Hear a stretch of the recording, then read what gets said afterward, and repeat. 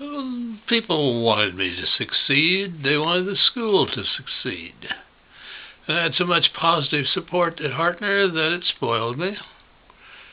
And it therefore dismayed me quite a bit to become aware of the fact that two important people in that community were critics.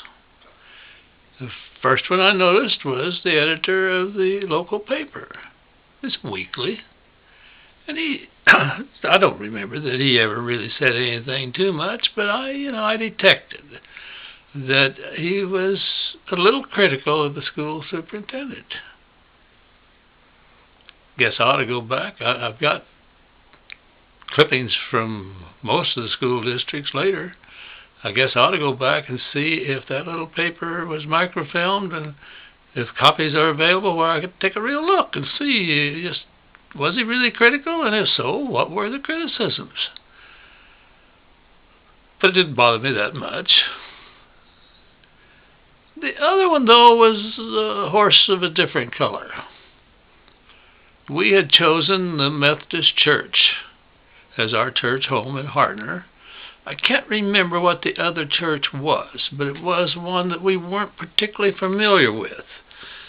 And those of you that follow these videos know that when we were married, the Methodist Church played a role in our marriage ceremony because of some water problems in the basement of the Disciples of Christ, the Christian church, where we were officially married, but there were some problems.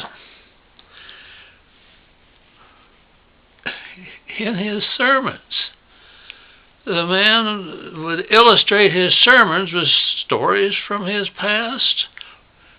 He'd been a professional rodeo clown. He'd been a racetrack driver. He'd been a professional wrestler. Maybe all that was on the level, but my crap detector said, the man's blowing a little smoke here and there. And I suppose he watched his crowd, went to big church, his congregation spaces enough that he probably picked up some skeptical feelings on my part, although I don't remember ever saying anything to him or to anybody else except Donna and I would laugh about it at home and say, boy, Ed has sure been around, done a lot of things. Yeah.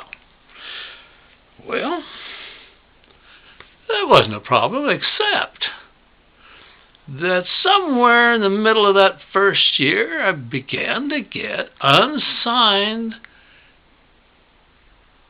critical, almost sometimes hate letters. He complained about a music program and the choice of the music, and he did, this, that, or the other. Sometimes just general criticisms of what we were doing at school, and sometimes very personal things about the superintendent. Unsigned letters. And so ridiculous because he sent out a church letter. I can't remember if it was every week or every other week. But my gosh, same handwriting, same stationery. Of course, the church letters were signed. Blew my mind. But,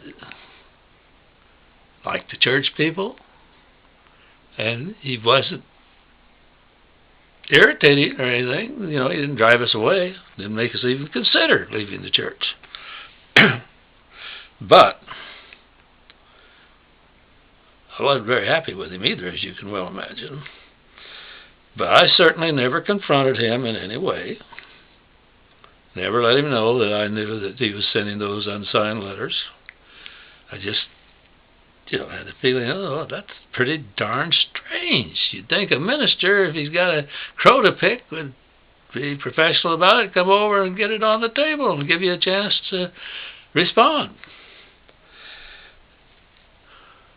But even though I didn't have warm feelings for him, when a terrible, terrible tornado struck the town of Udall, Kansas, where he'd been the minister before he had been assigned, in the Methodist Church, you get assigned to congregations. He'd been at Udall before he got assigned to the Hardtner Church, and Udall had a terrible tornado during the time that we were there. And we invited him to go with us over to you, doll, as we went over to check on our kids. But that's another story.